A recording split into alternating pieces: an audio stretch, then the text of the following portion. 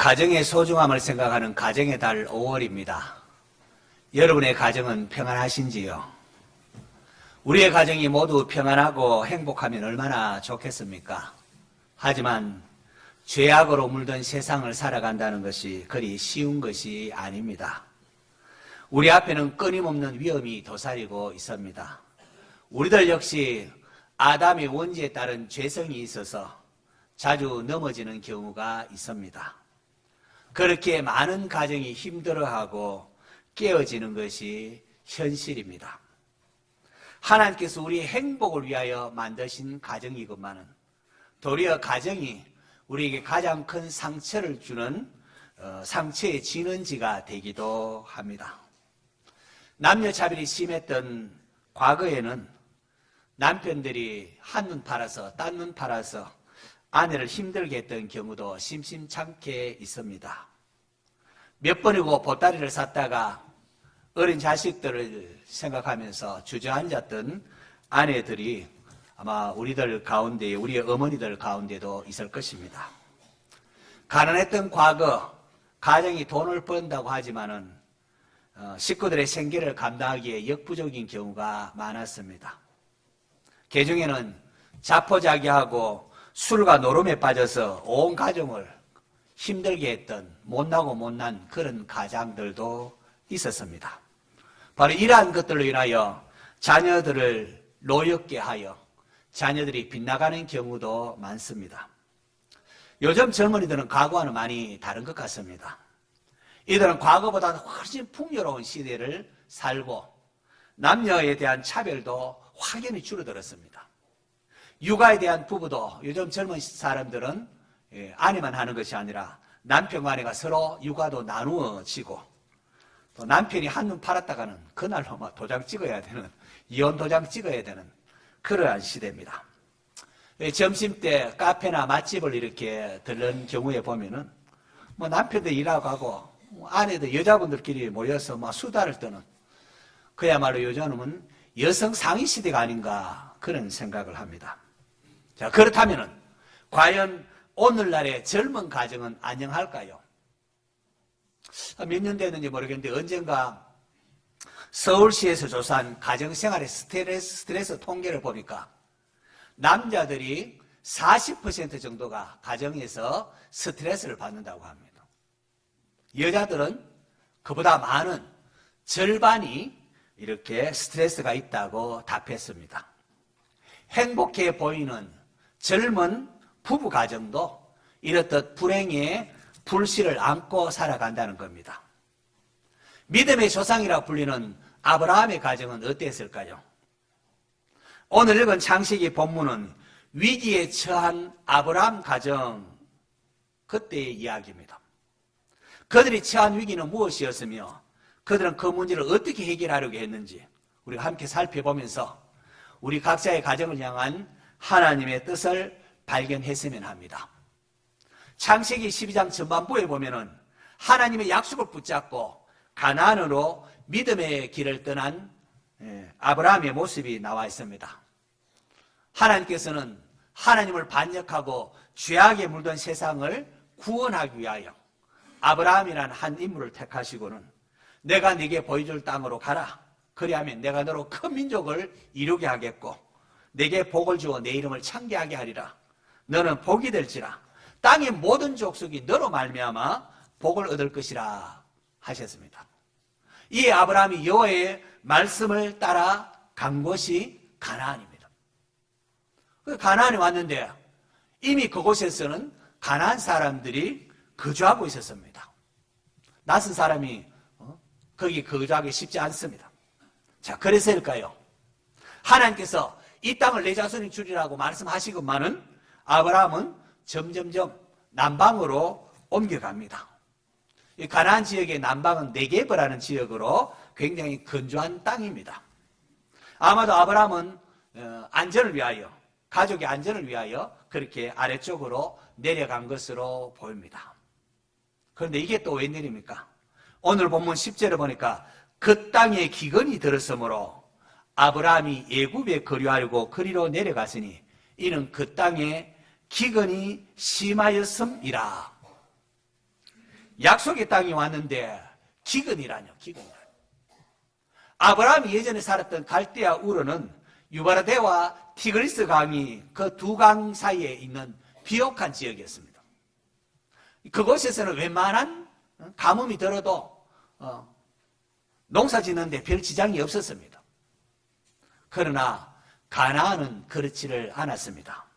신명기 11장을 보면은 가나안은 산과 골짜기가 있어서 하늘에서 내리는 비를 흡수하는 땅이라고 했습니다. 이게 무슨 뜻이겠습니까? 가나안은 하늘에서 적당한 때에 이른 비와 늦은 비가 적절하게 내려야만 살 수 있는 곳이라는 겁니다. 그런데 그 땅에 기근이 왔으니 어떻게 하면 좋단 말입니까? 아브라함은 애굽으로 내려가려고 했습니다. 애굽은 나일강이 있어서 비가 오지 않아도 물대기를 할 수 있는 그런 지역입니다. 여러분, 인류의 4대 문명 발생지가 모두 강을 중심으로 있지 않습니까? 유브라데스와 티그리스 강이 있는 메소포타미아 문명, 나일강이 있는 애굽 문명, 황하강이 있는 중국의 황하 문명, 인더스 강이 있는 인더스 문명, 모두 강 중심으로 이렇게 문명의 발생지가 있습니다. 여러분은 애굽과 가나안 어느 곳이 더 좋다고 생각합니까? 인간적으로 생각하면 물을 것도 없습니다. 100번, 1000번 애굽이 좋습니다. 애굽이 좋습니다. 하지만 성경은 가나안은 내 하나님 여호와께서 돌보아 주시는 땅이라 연초부터 연말까지, 그러니까 1년 내내 내 하나님 여호와의 눈이 항상 그 위에 있느니라 라고 했습니다. 우리가 믿음의 눈으로만 볼 수 있다면 이 가나안은 세상의 그 어떤 땅과도 비교할 수 없는 귀하고 귀한 곳입니다. 왜요? 그곳에서는 하나님이 항상 관심을 가지고 지켜보시는 땅이기 때문에 그렇습니다. 가나안에서는 하나님의 말씀에 순종하면 하나님께서 이른 비와 늦은 비를 적당한 때에 내리사 곡식과 포도주와 기름을 얻고 가축들을 위하여 들에 풀이 자라게 하사 먹고 배부르게 할 것입니다. 하지만 하나님의 말씀에 불순종하면 하늘은 문이 닫힌 듯이 비가 내리지 않아서 살아갈 수 없는 땅이 되고 맙니다. 하나님께서 왜 아브라함을 가나안으로 인도하셨는지 여러분 보이지 않습니까? 이것은 단지 땅만의 이야기가 아닙니다. 믿음의 사람은 어떻게 살아야 하는가를 말씀하고 있는 겁니다. 예수님을 믿기 전과 예수님 믿고 난 후의 삶이 다르다는 사실 아십니까? 예수님 믿기 전에는 하나님께서 우리가 이렇게 하는 데에 내버려 두십니다. 별로 관심을 안 가집니다. 하지만 예수 믿고 난 후부터는 하나님께서 그렇게 내버려 두지를 않습니다. 하나님의 백성이 되고 하나님의 자녀가 되면 하나님의 자녀다운 인격을 갖추도록 예수 그리스도의 성품을 닮아가도록 다듬으시는 하나님의 손길이 있습니다. 어느 것이 더 좋습니까? 하나님이 내버려 두는 게 좋습니까? 하나님이 간섭하는 게 좋습니까? 하나님은 우리를 고아와 같이 내버려 두지를 않습니다. 선한 목자 되어주시는 하나님이 내 아버지이심을 잊지 마시기를 바랍니다. 출애굽한 이스라엘 광야 길을 걸어서 이렇게 마침내 가나안으로 이끄신 것은 마침내 복을 주려 하심이라고 했습니다. 그런데 복 중의 복은 무엇일까요? 하나님이 진짜 복입니다. 예수님 안에 모든 것이 있습니다. 하나님을 의지하는 가정 되시기를 바랍니다. 아브라함은 가나안으로 내려왔지만은 불안했습니다. 하나님 복 준다고 하고 내려왔는데 불안했어요. 와보니까 거기는 이미 가나안 족속이 살고 있습니다. 그래서 안전을 위하여 점점 남방으로 옮겨가고 있었습니다.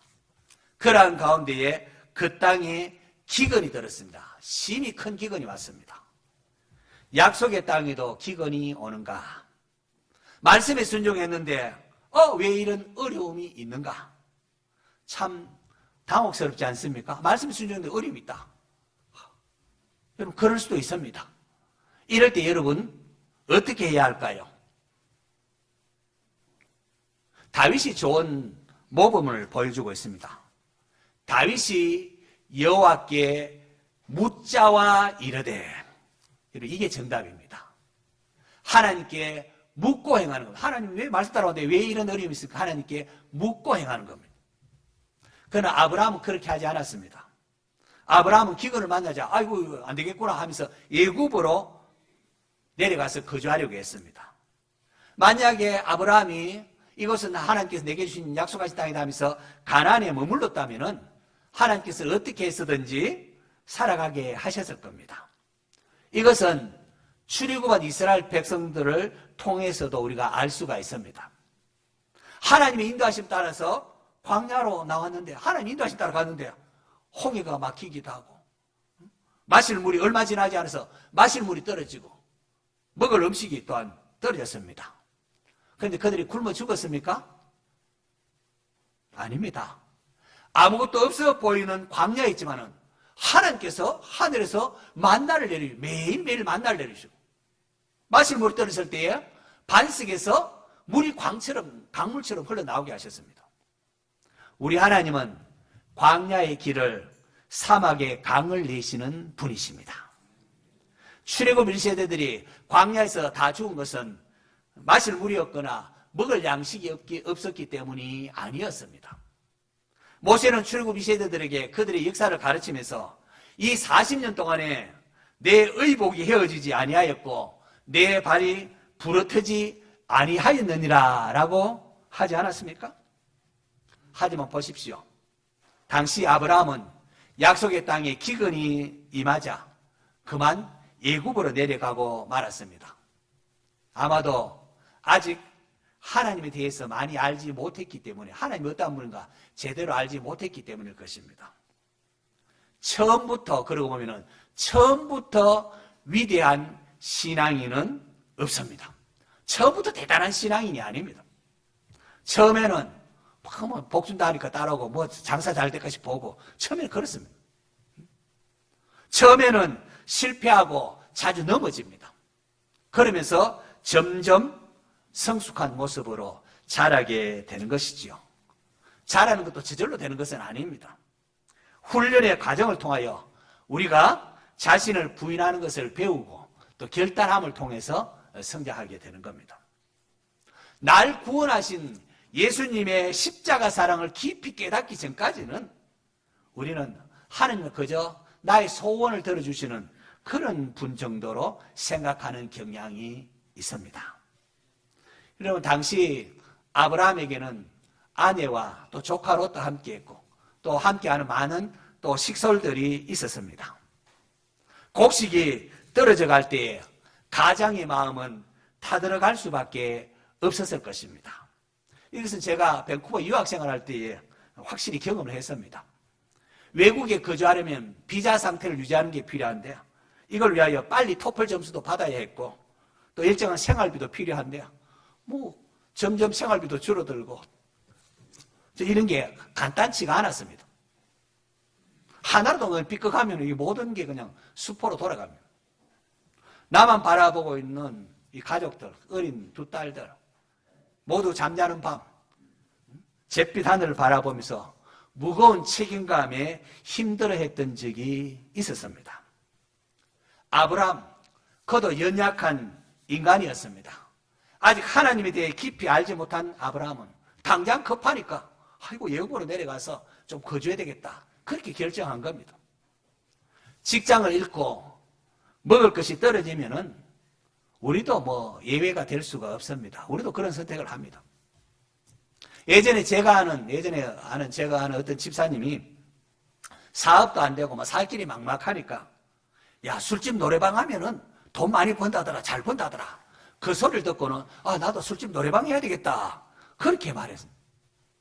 다행히 위기를 잘 넘겨서 다른 직종에 종사하게 되었지만은 이것이 현실이고 이러한 시험과 유혹에 들기 십상입니다.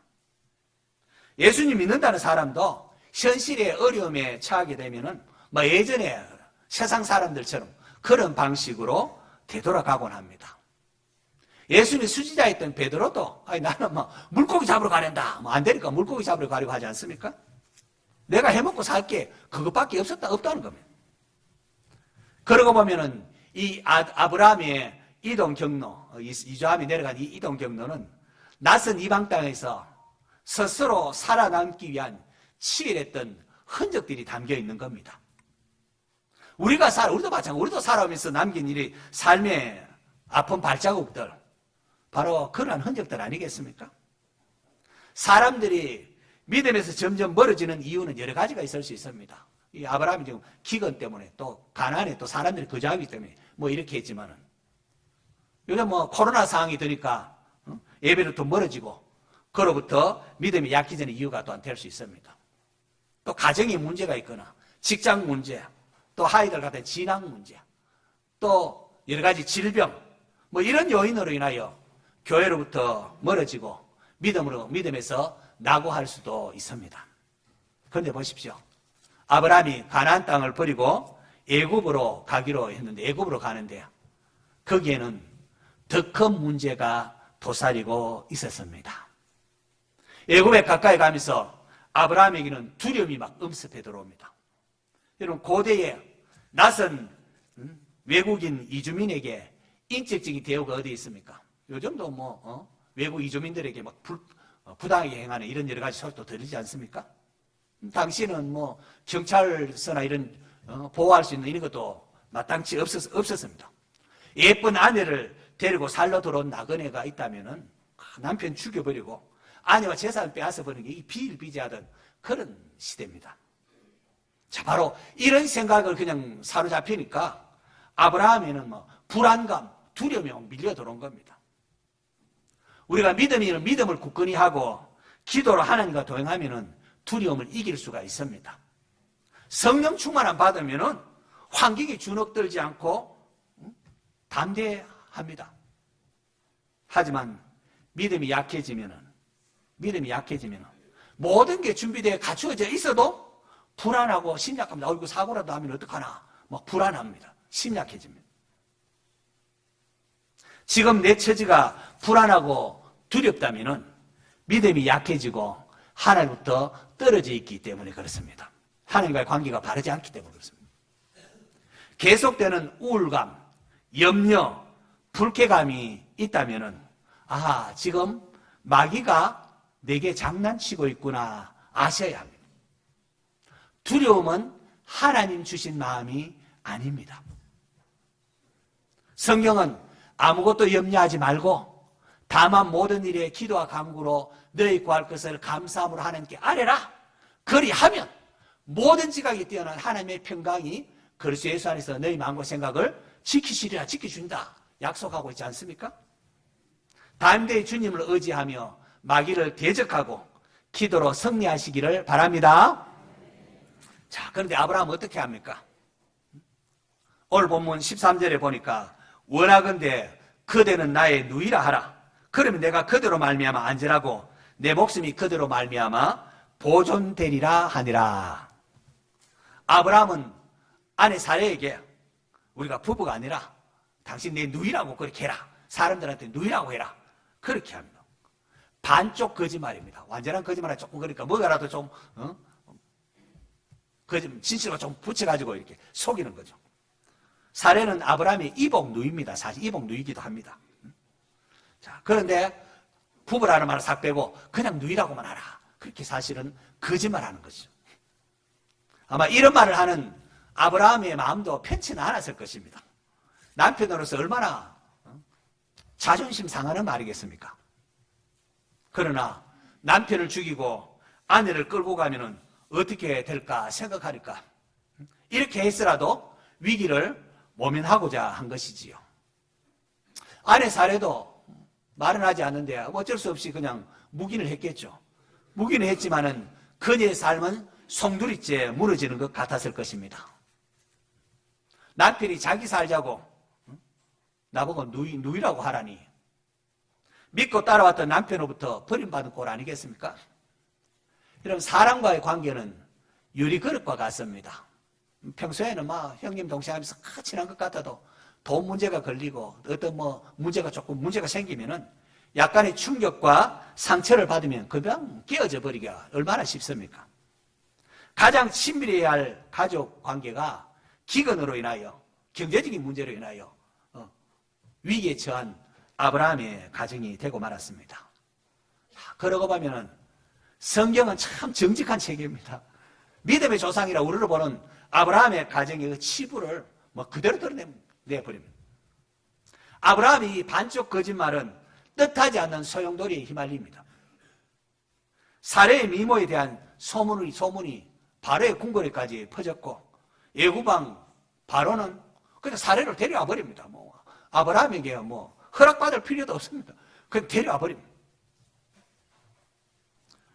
예후왕 바로는 사례를 데려가면서 아브라함에게 양과 소와 노비와 암수, 나귀와 낙타를 그냥 아브라함에게 이렇게 주면서 후대를 합니다. 이것은 당시에 신부 대금으로 주는 관습에 따른 것으로 보입니다. 신부를 데려갈 때 이렇게 주고 하는데요. 그렇게 했습니다. 여러분, 아브라함이 예후왕 바로로부터 양과 소와 나비, 암수, 나귀, 낙타 얻어서 야 좋아라 그런 마음이 들었겠습니까? 여러분, 재물이 그 무슨 소용이 있습니까? 아내 사라를 그냥 뺏겨버렸는데. 아브라함은 이 사건을 통하여 진짜 소중한 것이 무엇인가를 아마 알게 된 것 같습니다. 이후에 롯과 헤어질 때도 보면은 네가 우하면 내가 자하겠다 양보하지 않습니까? 여러분, 사람은 젊어서는 돈이 얼마나 좋은지, 돈이 얼마나 편한지. 그래서 젊어서는 대부분 돈이 최고라. 그럼 나이가 좀 들고 아파 보고 이렇게 하면은 돈도 좋지만은 그래도 최고는 건강이 최고, 건강이 더 좋구나. 아마 대부분들 아마 그렇게 공감을 하고 말할 것입니다. 성도는 어떻습니까? 성도는 무엇보다도 하나님이 최고라는 사실을 알아야 합니다. 하나님이 최고다. 하나님께서는 이것을 가르치기 위하여 가나안으로 아브라함을 인도하셨고, 이것을 가르치기 위하여 약속의 땅에 기근을 만나게 허락하셨고, 출애굽한 이스라엘 백성들 광야길 걷게 하신 것, 이 땅을 살아가는 저와 여러분 성도들에게 고난을 만나게 하신 것도, 허락하신 것도 이 때문입니다. 하나님이 최고라는 것을 우리에게 가르쳐주기 위하여. 바로가 누굽니까? 애굽에서 바로는 신과 같은 존재입니다. 누가 애굽의 바로를 대항할 수 있습니까? 아무도 그냥 대항할 수가 없습니다. 그야말로 위기에 처한 아브라함의 가정 아닙니까? 믿음의 조상 아브라함에게 있어서 최대의 위기였습니다. 이제 끝나버리면 결혼, 가정이 완전히 파탄 나버렸습니다. 아브라함은 이 아내 사례를 통하여 언약의 자손을 낳아서 메시아의 조상이 되어야 하는데, 아내가 어떻게 해요? 바로의 그냥 후궁이 되어버렸으니까 어찌면 좋습니까? 사탄은 아브라함에게 두려움을 심어주고, 그래서 세상과 타협하게 하고 거짓말을 하게 만들었습니다. 이로 인하여 하나님의 계획을 흐트러지게 한 것처럼 보입니다. 그런데 17절 보십시오. 오늘 보면 17절 같이 읽어볼까요? 시작. 여호와께서 아브라함의 아내 사레의 일로 바로와 그 집에 큰 재앙을 내리신지라. 바로가 사레를 강제로 데려가 보니까 하나님께서 이 일로 인하여 바로와 그 집에 큰 재앙을 내렸습니다. 할렐루야. 하나님께서 위기에 처한 아브라함의 가정을 위하여 개입을 하셨습니다. 바로와 그 집에 큰 재앙을 냈더니, 재앙은 아마도 질병을 뜻하는 것으로 구약자 대부분들은 그렇게 주석들을 합니다. 뜻하지 않는 재앙, 질병이 그냥 바로의 집에 임했습니다. 깜짝 놀라서 이게 어찌된 일인가? 바로는 이것이 아브라함이 아내 사레를 데려왔기 때문에 발생한 것임을 알게 됩니다. 이에 아브라함을 불러서 자기 체면되니까 하니까 네가 어떻게 네 아내라고 말하지 않았느냐? 왜 누이라고 해서 일을 이렇게 만들었냐? 그렇게 책망하면서 네 아내가 여기 있고 내가 준 거 있으면 그냥 다 가지고 가라고 강제로 떠밀다시피 쫓아냈습니다. 이 일로 인하여 이제 애굽에서 다시 나오게 되는 거죠. 여러분, 위기에 처한 아브라함의 가정, 그야말로 완전히 깨어져 버렸습니다. 회복할 방법이 없었습니다. 그러나 보십시오. 하나님이 개입하시니까 모든 것이 자기 자리를 찾았습니다. 할렐루야. 아무리 애고방 바로가 천하를 호령하는 듯 하고 아브라함의 아들을 막 데려가고 했지만은 하늘에 계신 우리 하나님은 애굽의 바로왕보다 월등히 크신 분이십니다. 세상의 군왕들이 나서고 관원들이 서로 꾀하지만은 하늘에 계신 자가 웃으시며 주께서 그를 비웃으시리다. 그렇게 시편 2편 메시아 시편에 말하고 있지 않습니까? 주님께서 하나님께서 한번 노를 바라시면은 천하의 모든 것이 망하고 맙니다. 그러므로 세상을 두려워하지 마시기 바랍니다. 세상 사람 두려워하지 마십시오. 예수님께서 담대하라. 내가 세상을 이겼노라. 예수님 세상을 이겼다고 했어요. 우리는 예수님 안에 있는 존재들입니다. 너는 범사에 그를 인정하라. 범사에 하나님을 인정하라. 그리하면 내 길을 지도하시리라. 성경 말하고 있습니다. 가정에 아픔이 있고 문제가 있고 이제는 끝났다 생각하는 분이 있습니까? 하나님을 신뢰하십시오. 하나님은 역전의 용사십니다. 최초의 가정, 아담과 하와 가정 아니겠습니까? 최초의 가정, 아담과 하와가 범죄했습니다. 그때 하나님께서는 가죽옷을 지어 입혀주셨습니다. 우리는 자주 실패하고 넘어지지만은 예수님 안에서 새로운 길이 있습니다. 다시 시작할 수가 있다는 겁니다. 룻기 보십시오. 도무지 회복할 수 없는 상황이었습니다. 남편이 죽어버렸고 시모에게는 더 이상 자식도 없습니다. 아무 없습니다. 그런데 어떻게 하십니까? 하나님께서는 보아스라는 고해를 만나게 하시고 룻을 다윗의 정조마가 되게 하시며 메시아의 조상이 되게 하셨습니다. 이것은 있을 수 없는 일이었습니다. 하지만 회복할 길이 사람에게는 없어 보이고 내게는 없어 보이지만은 전능하신 하나님께는 못하시는 일이 전혀 없으십니다. 모든 지각에 뛰어난 하나님을 신뢰하고 그분을 찾으시기를 바랍니다. 우리 하나님 못하실 일이 전혀 없으십니다. 우리가 내 생각, 우리의 것을 내려놓고 하나님의 선하심을 믿고 따르면은 하나님께서 하십니다. 성도 여러분, 위기에 처했던 아브라함의 가정, 애굽왕 바로에게 아내를 빼앗겨버린 기가 막힌 상황이었습니다. 도저히 방법이 없었습니다. 완전히 깨어졌습니다. 그러나 하나님이 개입하시니까 상황은 역전이 되었습니다. 하나님은 능히 변화시켜 주셨습니다. 자, 그렇다면 이 오늘의 말씀은 우리에게도 희망을 주지 않습니까? 성도는 아브라함의 믿음의 자손입니다. 성경의 모든 약속은 하나님께서 아브라함의 자손인 우리에게도 해당되는 말들입니다. 하나님은 우리에게 은혜 베푸고자 하시며 자비를 베풀고자 하십니다. 가정의 달, 우리의 행복을 위하여 명하신 하나님의 말씀에 지금이라도 순종하십시오. 지금이라도 돌이키십시오. 술 취하지 말라. 이는 방탕한 것이니 오직 성령으로 충만함을 받으라. 행복한 가정 되기 원하십니까? 술 취하지 마시고 더 이상 술 취하지 마시고 성령의 충만함을 받기 위하여 기도하시기를 바랍니다. 아내들이여 자기 남편에게 복종하기를 주께 하듯 하라. 남편과 아내가 서로 복종하지만 특별히 아내들은 자기 남편을 인정해 주어야 합니다. 남편들아 아내 사랑하기를 그리스도께서 교회를 사랑하시고 그 교회를 위하여 자신을 주신같이 하라.